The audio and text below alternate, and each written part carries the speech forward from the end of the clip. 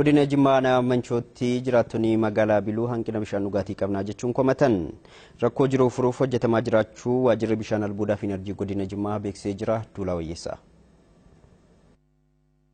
Godina Jimmaa Manchootti jiraattonni magaalaa Biluu rakkoo bishaan dhugaatii magaalichi qabu furuuf bara 2003 deeggarsa dhaabbata miti mootummaa Jaayikaa jedhamuun boolla gadi fagoo misoomsuun bishaan dhugaatii hojjetama. Bishaan yeroo sana hojjetame sababa rakkoo teeknikaa fi baay'inni uummataa dabalaa jiruuf piroojeektiin bishaanii yeroo sana hojjetame garuu yeroo ammaa tajaajila quubsaa nuuf kennaa hin jiru jedhu jiraattonni. Yoo ji'a keessaa gizee lama gizee tokko nu gadhiifame sa'aatii tokkitti gadhiifama sa'aatii tokkoon sana immoo nama qaqqabetu ijaarkaanii fiigee fudhatee dhaqee waraabbata isa kana torbee 14 itti fayyadamna jechuudha. Yeroo ammaa kanas laga yaa'u dhugaa jirra kun immoo fayyaa keenya irratti miidhaa geessisaa jira jedhu jiraattonni kunneen. Bishaan biirii jira biiriin immoo bishaan dhoqqee amma sa'aatii kana faan dhoqqeedha bakka hin jiru waan ta'eef isa akkasii dhugaara namni nus isma dhugnaa. Kan nu dhugaaru malkaa qaawwaa laga isa yaa'u sana dildila jala riqicha jala yaa'u sana amma ceetanii dhuftanidha.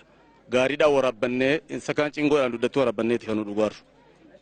Baay'ee rakkina bisaanii hammana jedhamuudhaaf waan rakkinni bisaanii isa eenyu nu beeku. Rakkoon kun humna aanaa oli waan ta'eef furmaata isaaf qaama dhimmi ilaallatu gaafannee jirra kan jedhan immoo itti gaafatamaa waajjira bishaan albuudaa fi enerjii aanaa Manchoo obbo Farahaa Hajii Kamaaliin. Yeroo adda addaa gaafiin uummatarraa nutti hin ka'a. Nutis gaafiin uummatarraa ka'u kun gaafii humna keenyaa olii waan ta'eef deeggarsa godinuma gaafannaa xalayaas barreessinee godina galchineerra. Piroojeektii hojjetamee jiru fooyyessuuf hojjechaa jirra kan jedhan immoo itti gaafatamaa waajjira bishaan albuudaa fi enerjii godina Jimmaa obbo Taamiraat Tafarraati. Hamma bishaan yeroo sana yeroo paampiin sun install godhamu amma sanatti waan ta'uu danda'u paamp pozishinii sana dheeressinee bishaan boolla keessa isa hafee uummataaf tajaajila kennuudhaan yeroodhaaf gara fuulduraatti immoo biiroo bishaan Oromiyaa wajjiniin dubbannee karoora qabannee magaalichis babal'ataa jira.